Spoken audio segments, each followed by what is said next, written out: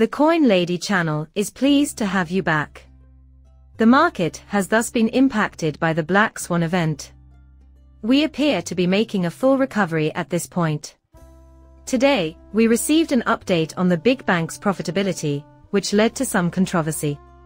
The mid-$50,000 range could be the target of a much larger downturn, which could begin with this. That being said, we did not precisely reach the $50,000 threshold. However, when I awoke, I saw that Bitcoin had taken nearly 61,000. Therefore, this is the appearance of volatility. Staying afloat with such transitions is no picnic. In fact, the majority of people are already in a state of panic, describe it as you like, because this is the big shakeup, just before the far higher expansion target, which is around $50,000, arrives.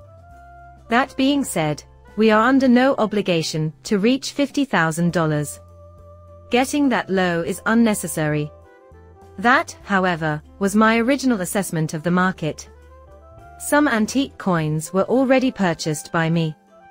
Actually, Cell Frame was one of the coins I bought not long ago. Just a moment ago, I mentioned Cell Frame and quantum technology to you all. It's certainly where I want to put my energy. Regardless, I also purchased other vintage coins during the lows because it was the rational thing to do. Negative mood has wiped out the market. Everybody was pessimistic. I found it to be the case. On the other hand, I did publish this piece. There was a lot of discussion on the war talks. Oh, I'm sorry, but I'm not in favor of war. That was awful, in my opinion. It's something I've mentioned before.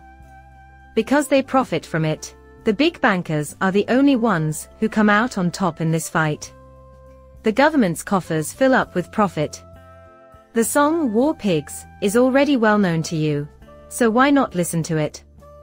There was absolutely no mention of war, as I just stated 6 hours ago.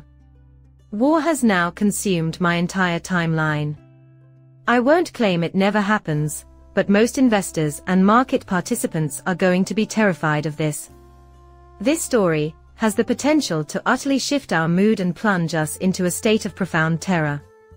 As long as Bitcoin's supremacy keeps pumping, I wouldn't be surprised if we see prices in the mid-$50,000 region.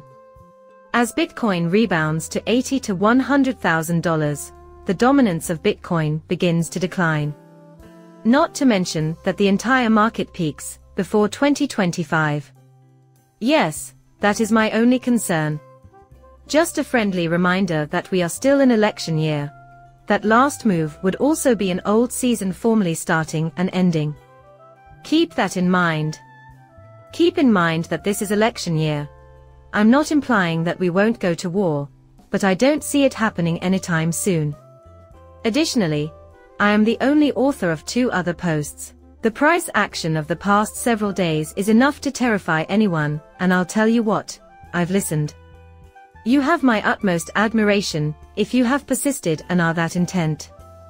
It appears like everything is going downhill from here, and there's no indication that prices will be going up very soon.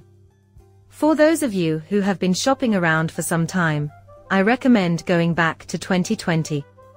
Who would have thought that when COVID was released to the public, it was widely believed that the market had reached its last collapse.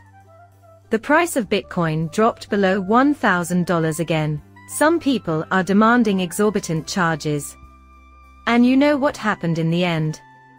Now is the time to either keep going until you cross the finish line, or give up right before the party, I told them, and we kept rallying from there. 2 possibilities are now before us. And what happens after that is anybody's guess. We probably purchased them in the next days. There was no enthusiasm, so it's implausible that the market has gone parabolic following this or that. Not to mention that most of the market has only just surpassed its previous closing levels. At this time, it is being reported that the market has collapsed and conflicts are in full swing. Considering the historical context of the market cycles preceding the current bull run, I find it highly unlikely that war will break out this year. The market will always be rocked to its foundation by some incredibly negative occurrence, leading you to believe it's over. From where I sit, I believe we will shortly see a bottom. Then the off-season begins, and the market is flooded with elation. Here is the latest information. I argued earlier that no source could possibly be a source of engagement. However, if this is indeed the case, the following steps are obvious.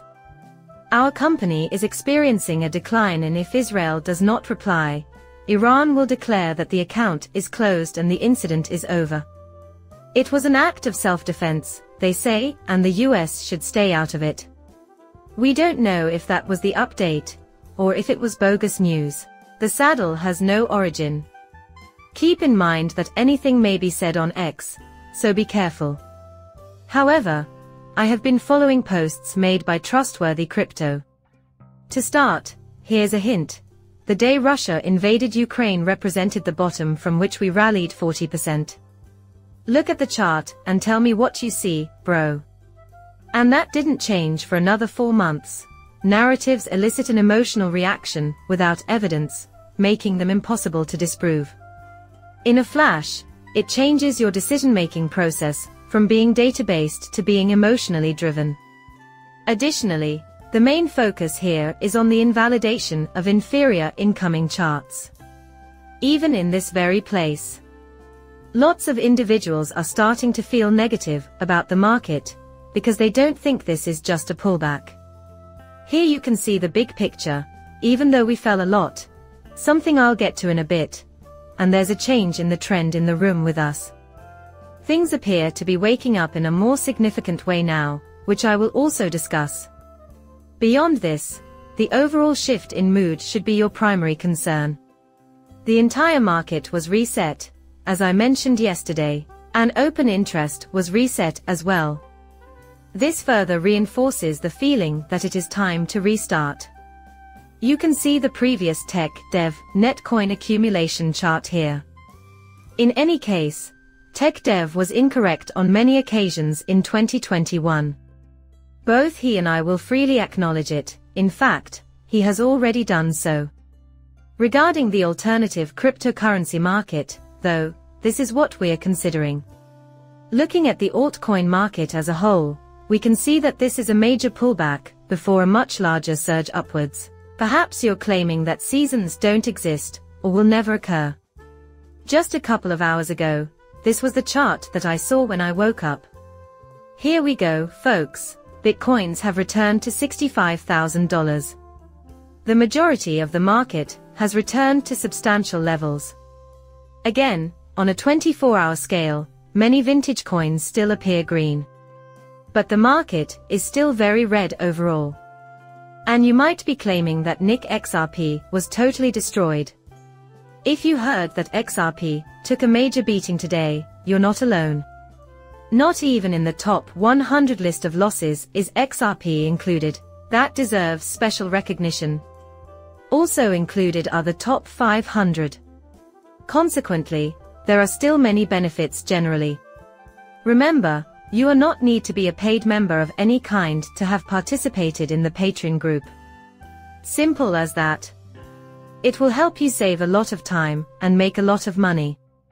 However, out of the Patreon group, I contacted 2 that are thriving despite the market crash, Math and Florida.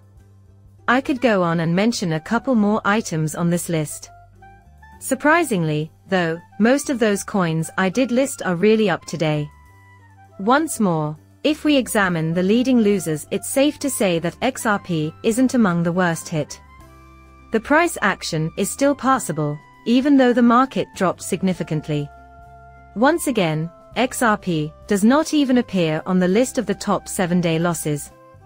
The previous 30 days are also shown here. In contrast to the vast majority of altcoins, Xrp is really performing rather well. The Xrp chart has been circulated, so here it is. Sure, it's tough. Even if we only look over the past day, we can see that Xrp is down 34%.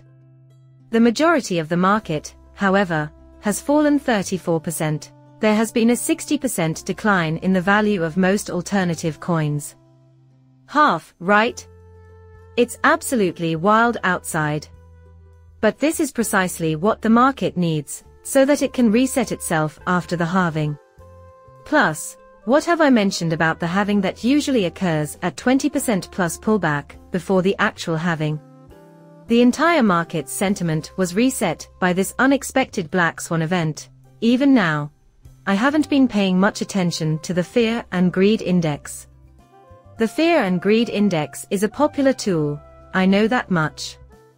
This is just another indicator that, personally, I don't think is very good.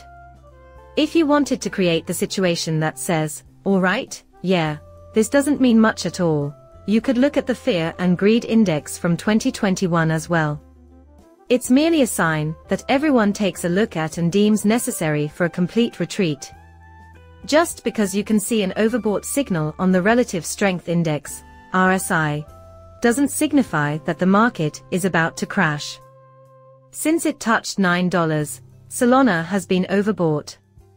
And you know what? It kept on rallying after that. Since we are still in the greed phase, I wouldn't interpret the Fear and Greed Index as a sign that we're completely dumped. This is what I will say, albeit it may not imply that. Since Bitcoin is back above $65,000, have we hit rock bottom? In such case, no. Well, that concludes our video. Like and subscribe as usual, and feel free to leave a comment with your opinions.